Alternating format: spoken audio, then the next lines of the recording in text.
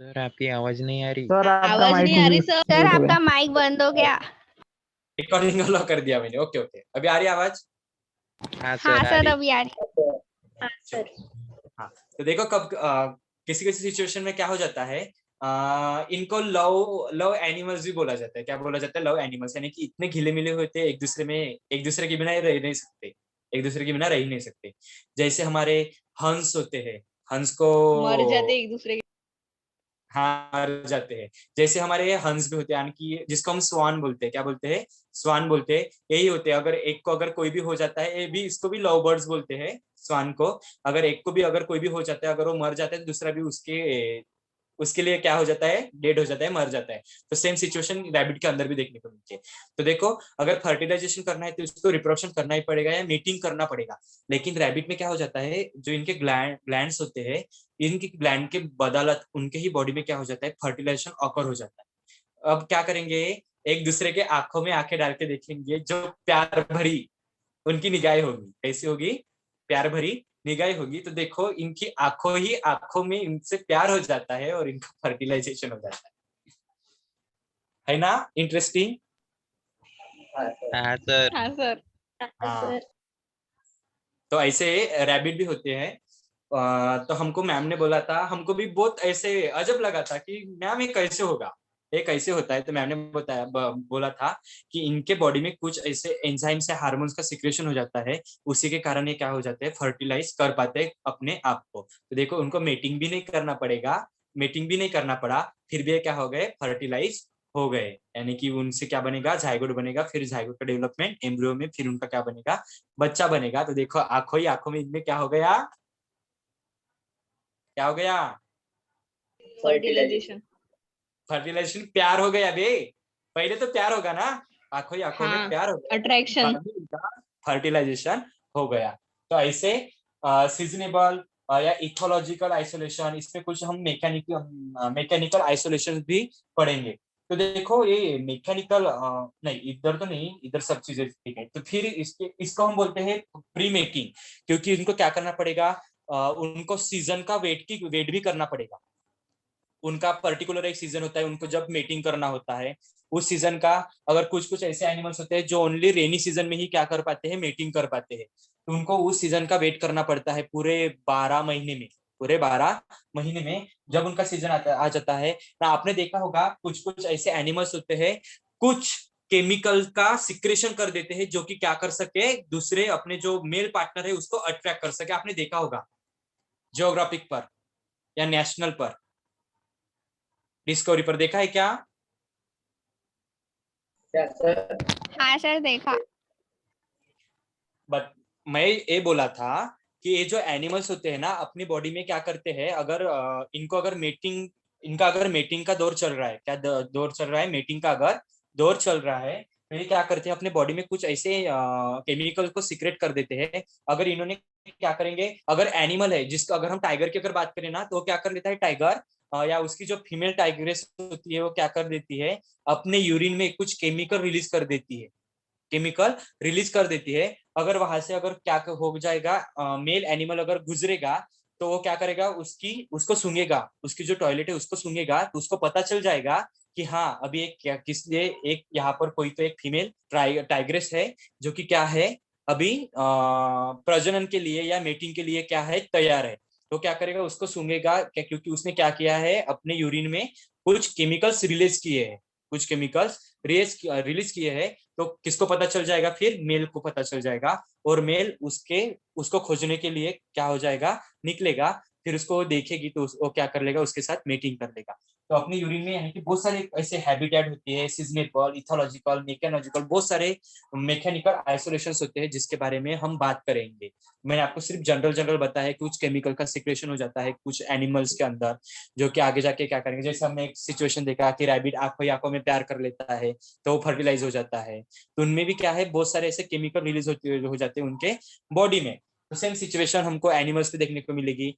आपने देखा होगा कुछ कुछ एनिमल्स होते हैं, अगर किसी मेल को अट्रैक्ट करना है, आपने देखा होगा जो हमारे डियर होते हैं, जो हमारे यानी कि जिसको हम हरिन वगैरह बोलते हैं, तो अपनी पूंछ हिलाते हुए चलते हैं। पता है जब उसको मीटिंग करना होता है तो छोटी छोटी पूंछ होती है ना, वो हिलाते हिलाते चलते हैं। हाँ, तो ये भी बहुत सारी कंडीशन देखने को मिलेंगे हमको प्री मीटिंग आइसोलेशन मैकेनिज्म में। अब पोस्ट मीटिंग बैरियर्स में देखने को क्या मिलेगा, आफ्टर क्या हो जाएगा, जब मीटिंग हो जाएगा तो गमेट का फॉर्मेशन हो जाएगा, फिर जाइगोट का फॉर्मेशन हो जाएगा। तो हाइब्रिड हाइब्रिड मोर्टेलिटी में हमको क्या देखने को मिलेगा, हाइब्रिड में क्या होगा, अगर मान लो हाइब्रिड का हमको सबसे अच्छा अगर एग्जांपल अगर देना है ना, तो हॉर्स प्लस जो हमारा क्या होगा, डोंकी, म्यूल। तो उसका फॉर्मेशन किसमें हो जाता है, और 6। हॉर्स ने अगर डंकी के साथ अगर मेकिंग कर लिया या मेटिंग कर लिया, तो हम उसको क्या, उससे जो बच्चा बनेगा वो क्या बनता है, म्यूल बनता है। म्यूल। क्या बनता है, म्यूल का फॉर्मेशन, जिसको हम मराठी में खेचर बोलते हैं। क्या बोलते हैं, खेचर, जो कि आधे किसकी तरह दिखता है, हॉर्स की तरह दिखता है, और आधे किसकी तरह दिखता है, डोंकी की तरह। सृष्टि, यस बेटा, क्या हुआ, आप खच्चर बोल रहे हैं? खेचर खेचर खेचर। मतलब सर, ये जो म्यूल होता है ना, म्यूल म्यूल म्यूल को ही मराठी में खेचर बोलते हैं, खेचर। हाँ मराठी में खेचर बोलते हैं उसको। नहीं पता सर। मैं बता रहा हूँ ना आपको, मराठी में उसको म्यूल को ही खेचर बोलते हैं। जो हाँ सर। ऐसे माना जाता है क्योंकि उसके पास क्या है, दोनों को भी दोनों यानी कि दो ही बॉडी की जीन्स है, यानी कि हॉर्स के भी है और डंकी के भी जीन्स है। तो एक गधा तो गधा होता है, आपको पता है ना, गधा तो गधा होता है, लेकिन हाँ उससे सर। तेज कौन होता है, हॉर्स होता है ना उससे तेज। हाँ सर। सभी सभी फंक्शन में, सभी कार्य में कौन तेज होता है, हमारा हॉर्स तेज होता है। तो ये गधा तो गधा होता है। तो ये भी कैसे हो जाएगा, कुछ बिहेव गधे के टाइप करेगा और कुछ बिहेव कैसे किसके टाइप करेगा, हॉर्स के टाइप करेगा। यानी कि दोनों के भी जीन्स क्या है उसमें कंबाइन है, दोनों के भी जीन्स क्या है उसमें कंबाइन है। इसीलिए उसको क्या बोलते हैं, ऐसे माना जाता है कि इन दोनों से भी अगर सबसे स्ट्रॉन्गर जो होता है ना, वो कौन होता है, म्यूल होता है, यानी कि खेचर होता है। समझे। हाँ और सर। सर फिर हाँ सर। सर फिर गधे और हॉर्स का कैसा रिप्रोडक्शन होता है? हाँ उनको होता है कैसे ना, बच्चे होते? किसको, तो वही मैं वही बात कर रहा हूँ ना, जब हॉर्स, जब अगर देखो हॉर्स है, मेल हॉर्स है और फीमेल हॉर्स है, अगर उसमें अगर मीटिंग हो जाता है, अगर उसका रिप्रोडक्शन हो जाता है, तो उससे क्या बनेगा, ऑलवेज एक तो फीमेल हॉर्स बनेगा और क्या बनेगा, मेल हॉर्स बनेगा। वही अगर डंकी मेल है, डंकी फीमेल है, उसमें अगर मीटिंग हो जाता है तो उसमें ऑलवेज क्या बनेगा, डंकी मेल बनेगा या डंकी फीमेल बनेगा। तो देखो, अगर ये सेम स्पेसिस के हैं, यानी कि दोनों भी हॉर्स ही है, दोनों भी हाँ सर समझा। दोनों भी हॉर्स ही है, तो क्या बनेगा, हॉर्स बनेगा। यानी कि वो क्या करेगा, वो कैसे होते हैं, फर्टाइल होते हैं। क्या होते हैं, फर्टाइल, क्योंकि आगे की पीढ़ी को क्या करेंगे, डेवलप कर सकते हैं। लेकिन अगर ऐसी सिचुएशन आई जब हॉर्स का मीटिंग डंकी के साथ हुआ, तो ये जो म्यूल होता है ना, वो अनफर्टाइल होता है, स्टराइल होता है, ये कभी भी उसमें अपने उसमें गैमेट्स नहीं तैयार होते। गवर्नमेंट्स भी तैयार नहीं होते। जैसे हमारे इसमें अगर किन्नर की अगर बात की जाए, तो किन्नर क्या है, हमारे ट्रांसजेंडर क्या है, अनफर्टाइल है, जो कभी भी गवर्नमेंट्स का फॉर्मेशन नहीं करेंगे, ना किसी बच्चों को जन्म देंगे। तो ये इसके क्या है, किन्नर है। कौन है, एनिमल्स का किन्नर कौन है फिर, म्यूल। म्यूल। समझे क्या अभी, हाँ हाँ सर। सर। हाँ सर। क्लियर क्या। हाँ सर। हाँ, तो आपको यहाँ पर जो हाइब्रिड मोर्टेलिटी जो देखना है ना, इसमें आपको ये म्यूल के बारे में ही दिया है, म्यूल के बारे में ही दिया है, क्योंकि वो क्या करता है, कुछ जो कैरेक्टर्स होंगे जो हॉर्स के होंगे और कुछ कैरेक्टर्स किसके होंगे, डंकी के होंगे। तो आपने देखा होगा, मैंने आप यहाँ पर बोला था कि जो ये म्यूल होता है वो हॉर्स और डंकी के इसमें क्या हो जाता है, सबसे स्ट्रांग माना जाता है। जैसे आपको अगर बोलूं मैं, तो हमारे इंसानों में जो हमारे ट्रांसजेंडर होते हैं ना, वो हमारे मेल में से एंड फीमेल में से भी बहुत स्ट्रॉन्गर होते हैं। पता है आपको, कभी उसका ऑब्जर्व किया है आपने, हाँ सर। कभी आप नहीं सर। कभी आपका उससे पाला पड़ा है, नहीं, नहीं सर। कभी मेरे नहीं। साथ तो मेरे साथ तो बहुत बार हुआ है मेरे साथ बहुत बार हुआ है, और मेरा बहुत बार पाला पड़ा हुआ है उनसे। तो आपको बताऊं, देखो, ऐसी कुछ बातें होती हैं जो हम डायरेक्टली नहीं बोल पाते, अगर हम इंसान है तो ऐसी कुछ कुछ बातें होती है हमारे अंदर तो हम डायरेक्टली बोल नहीं पाते, लेकिन वही बात अगर उनसे अगर बोले ना तो डायरेक्ट बोल देते। अगर देखो मेरा एक दुश्मन है, हाँ सर। मेरा मेरा एक दुश्मन है तो मैं क्या करूंगा, उसको मैं पीछे पीछे ही गाली दे सकता हूँ या उसके तो कुछ दिनों बाद उसके मुंह पर ही गाली दूंगा। लेकिन अब भी जस्ट अगर उसका दुश्मन बनाए तो डायरेक्ट उसके मुंह पर गाली देते, देखा होगा आपने। और हाँ अगर सर उसको हाँ हम सर।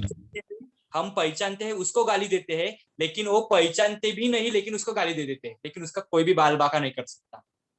देखा है आपने ऐसे। हाँ सर। हाँ हाँ, तो इतना पावर जो होता है ना, इसीलिए तो उसको जो ट्रांसजेंडर होते हैं सबसे स्ट्रॉन्गेस्ट माने जाते हैं, क्योंकि वो सभी काम कर सकते हैं, सभी सेक्टर में जा सकते हैं। अगर वो लेडीज के काम कर सकते हैं तो लेडीज के भी काम कर सकते हैं।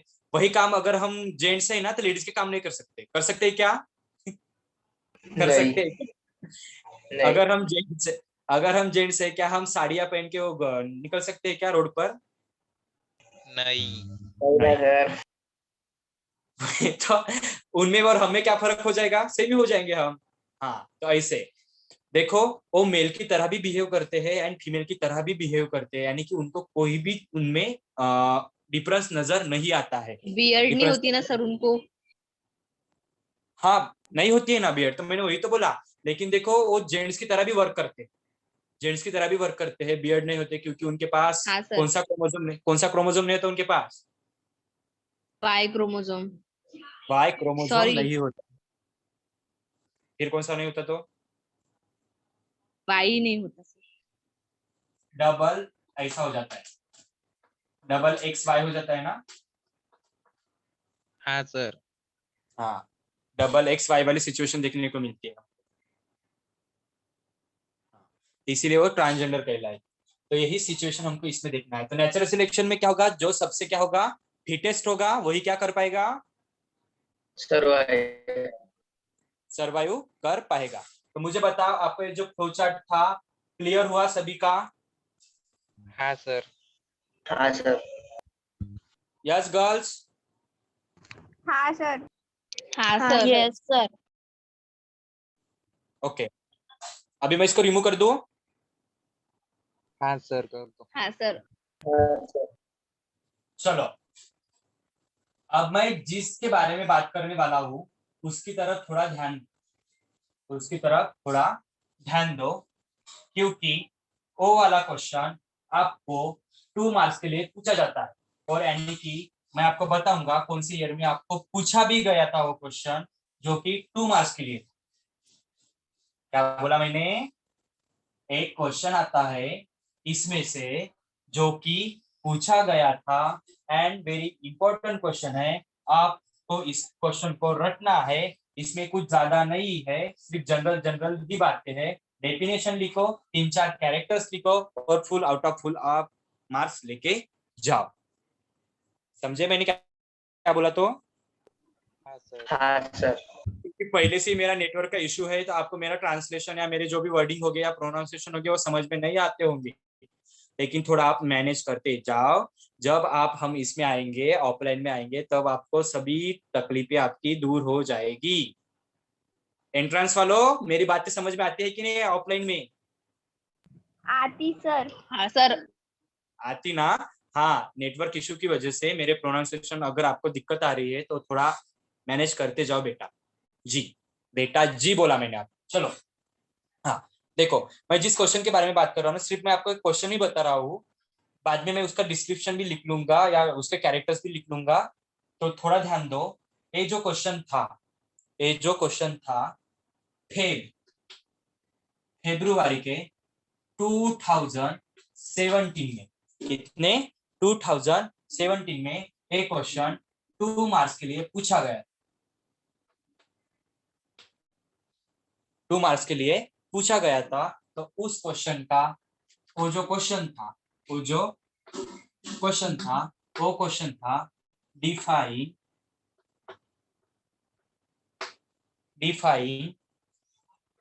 जीन पोल। कौन सा क्वेश्चन था? कौन सा क्वेश्चन था? Define gene pool. हाँ, तो देखो, 1 फरवरी के 2017 को क्वेश्चन पूछा गया था जो ओनली 2 मार्क्स के लिए था। वो उसकी जो डेफिनेशन देखोगे ना आप, एक लाइन की डेफिनेशन है, एक लाइन की डेफिनेशन सिर्फ। तो सिर्फ वही डेफिनेशन कितने मार्क्स के लिए पूछी गई थी आपको? 2 मार्क्स के लिए पूछी गई थी। एक लाइन लिखो, 2 आउट ऑफ में से 2 आउट ऑफ मार्क्स लेके जाओ। तो देखो मैं आप जो एक बात बोलना चाहता हूँ, जब भी आपको कोई भी लॉज, मैंने क्या बोला, कोई भी लॉज या डिफाइन बोला जाता है, डिफाइन अगर बोला जाता है या कोई भी लॉज अगर बोले जाते हैं, तो इस लॉज में एंड डिफाइन में कोई भी मिस्टेक होना नहीं चाहिए। क्या बोला? कोई ये लॉज होते हैं या डिफाइन अगर आपको क्वेश्चन आता है, laws of segregation, laws of monohybrid cross, ऐसी जो भी कुछ सिचुएशन आएगी जो लॉ होंगे, तो उसमें आपको ना कोई भी स्पेलिंग मिस्टेक करना है। मैं मानता हूँ मुझसे स्पेलिंग मिस्टेक होता है बहुत सारा, क्योंकि मैं हम हमारी सिचुएशन है, हमने इसके बारे में डिस्कशन कर लिया है, यानी कि जो आपके फिजिक्स के सर भी है, आपके मैथ के भी सर है, मैं भी हूँ ना, तो वो भी बोलते हैं हाँ सर बहुत सारा ऐसा मिस्टेक हो जाता है, क्योंकि हम जो होते हैं ना वो प्राइमरी स्टूडेंट है, यानी कि जेपी वाले स्टूडेंट तो बहुत सारे मिस्टेक होते हैं हमारे में से, लेकिन जो हम गलती करते हैं वो आप ना करो, इसलिए मैं आपको बता रहा हूँ। और बार बार हमारे भी टीचर्स हमको ये बोलते थे कि ये कुछ लॉज होते हैं एंड कुछ डिफाइन अगर आपको क्वेश्चन में आता है तो इसमें आपको कोई भी स्पेलिंग मिस्टेक, फर्स्ट कोई भी स्पेलिंग मिस्टेक होना नहीं चाहिए, और दूसरा वर्ड का मिस्टेक होना नहीं चाहिए, वर्ड का मिस्टेक होना नहीं चाहिए। अगर आपने पूरी डेफिनेशन भी अगर अच्छे से लिख ली और वहां पर अगर वर्ड्स या स्पेलिंग का अगर मिस्टेक हो जाता है तो उसमें आपके मार्क्स रिड्यूस होते, रिड्यूस मीन्स क्या होंगे? कम होंगे। समझ में आया मैंने क्या बोला? तो हाँ सर। हाँ सर। हाँ खास करके सर। खास करके आपको अच्छे से ध्यान देना है कि अगर क्वेश्चन में कोई भी अगर आपको लॉज अगर पूछे जाए या कोई अगर आपको डिफाइन अगर पूछे जाए, तो इन लॉ में एंड डिफाइन में कोई भी मिस्टेक होना पॉसिबल नहीं है। आपका वो मिस्टेक ग्राह्य धरा नहीं जाएगा। मैं मराठी वाला हूँ तो ग्राह्य धरा नहीं जाएगा। इसमें आपको क्या मिलेंगे? मार्क्स आपके रिड्यूस हो जाएंगे। अगर आपकी डेफिनेशन क्लियर भी है या आपने उसको बराबर लिखी, लेकिन आपकी थोड़ी सी मिस्टेक की वजह से आपको वो मार्क्स काटने पड़ते। क्लियर? समझ में आया? हाँ सर। हाँ सर। हाँ, तो देखो एक क्वेश्चन बनता है डिफाइन जीन पोल। क्या बनता है? Define gene pool. अगर ऐसा आपको क्वेश्चन आता है डिफाइन जीन पोल, तो ओनली यहाँ पर आप डेफिनेशन लिखो। और दूसरा क्वेश्चन यहाँ पर बनता है short notes on, write short notes on gene pool, gene pool. तो आपको अभी सिर्फ इस क्वेश्चन को सिर्फ आपके मन में रखना है या ध्यान में रखना है, क्योंकि थोड़ी देर बाद हम इसके बारे में बात करेंगे। इससे पहले कुछ है, पहले हम उसके बारे में हम जान लेते हैं, क्योंकि आपको यहाँ पर से नहीं क्या 4 डेफिनेशन है। तो इस 4 डेफिनेशन में से ये वाला एक क्वेश्चन पूछा गया था, और मैं आपको बताऊंगा उसमें से और कौन सी डेफिनेशन है जो आपके लिए इंपॉर्टेंट डेफिनेशन। ठीक है? हाँ सर। हाँ सर। मैंने अभी जो बोला आपको समझ में आया बच्चों? हाँ सर। ठीक हाँ ना? सर। ठीक ना? यस। हाँ सर, हाँ आया गुरुजी। हाँ गुरुजी। अच्छा, गुरुजी पे आए क्या तू? चलो, डिफाइन जीन पोल। तो इसको सिर्फ आपको क्या करना है, ध्यान में रखना है, डिफाइन जीन पोल। एंड दूसरा क्वेश्चन बनता है आपसे write short notes on gene pool. तो कितने मार्क के लिए आता है? 2 मार्क्स के लिए। अगर write the short notes on gene pool अगर ऐसे क्वेश्चन आ जाता है, तो आपको सबसे पहले इसमें क्या लिखना पड़ता है? पहले तो इसकी definition is the most important, definition is a most important. उसके बाद पता है कि आपको हम एग्जाम कैसे छुड़ाते हैं, उतना इतना मटेरियल नहीं लिखना पड़ता। आप अगर उसको पॉइंट वाइज अगर लिखते जाते हो ना, अगर उसको थ्योरी टाइप अगर लिखते जाते हो ना, तो आपको नहीं क्या मार्क्स देने में वो बहुत क्या बोलते हैं, कंजूसी करते हैं। क्या करते हैं? कंजूसी करते हैं। अगर आपके पॉइंट्स अगर क्लियर होते हैं, आपने देखा होगा जब आप आंसर लिखते हो, यानी कि जब आप ऑनलाइन में जो आप आपके अगर बोर्ड की अगर टेस्ट चल रही है, टेस्ट सीरीज चल रही है, तो उस टेस्ट सीरीज में आप लिखते होंगे, तो आपको आंसर की भी प्रोवाइड की जाती है उसकी। हाँ सर। कि ये ना आपने देखा होगा कि उसमें सिर्फ मेन पॉइंट्स दिए होते हैं आंसर की में, और आप इतने पूरे फर्रे फर्रे भर के लिखते हो ना, फर्रे फर्रे भर के। हाँ हाँ हाँ सर हाँ, तो वही हमारे लिए क्या हो जाता है, अगर हम इस तरह से उसकी अगर प्लानिंग करें, या सिर्फ ऐसे हम पॉइंट पॉइंट देकर ऐसे डैश डैश लेकर हम उसके पॉइंट लिखते हैं, तो हमारा बाप भी हमको क्या देगा, आउट ऑफ में से आउट ऑफ मार्क। हमको फर्रे नहीं लिखने हैं, क्या नहीं लिखने, पूरे फर्रे के फर्रे पेजेस से पेजेस नहीं लिखने हैं, तो हमको क्या लिखने हैं। यस गौरव। मतलब सर वो ऐसी डैश निकल के लिखना है क्या वहाँ पे? हाँ, उसको अभी डैश निकालो, या ऐसे 1 डालो, 2 डालो, एक तो आपकी गिनती हो जाएगी, लेकिन आप ऐसे डैश डैश निकाल हो ना, सिर्फ मेन पॉइंट्स ही लिखना है, तो उसी के बेसिस पर आपको आउट ऑफ में से आउट ऑफ मार्क्स मिल जाते हैं। मैं खास करके बायो की बात कर रहा हूँ, क्योंकि मैंने भी ये वाले फंडे बहुत आजमाए, तो मुझे रिजल्ट पता है इसका क्या होता है। क्योंकि जब आपकी क्वेश्चन यानी कि आंसर शीट जब ये होती है ना, चेक होती है ना, पूरी पढ़ते नहीं है वो, उसको क्या मेन लग रहा है वही देखते हैं, उसी के बेसिस पर आपको मार्क्स दिए जाते हैं। दिखा है उनको मेन पॉइंट, हाँ इस आंसर में मेन पॉइंट होना चाहिए था, आपने लिखा है उस मेन पॉइंट को, चलो आंसर कर दो, उसको राइट कर दो, यही देखते हैं। तो 2 मार्क्स के लिए अगर क्वेश्चन आ जाता है, तो सबसे पहले आपको बोला है write a short notes and gene pool. तो आपको पता है जीन पोल में आपको एक डेफिनेशन भी दी है, जीन पोल। तो सबसे पहले क्या लिखोगे आप, जीन पोल की डेफिनेशन लिखोगे। क्या लिखोगे, जीन पोल की डेफिनेशन। अगर मान लो कितने मार्क्स का क्वेश्चन है आपका, 2 मार्क्स का क्वेश्चन है, 2 मार्क्स का क्वेश्चन है, तो इस डेफिनेशन के लिए आपको आधा मार्क्स मिलता है, आधा मार्क्स, यानी कि आपके कितने मार्क्स रह गए, अब सिर्फ 2.5 मार्क्स रह गए। कितने मार्क्स रह गए, 2.5 मार्क्स रह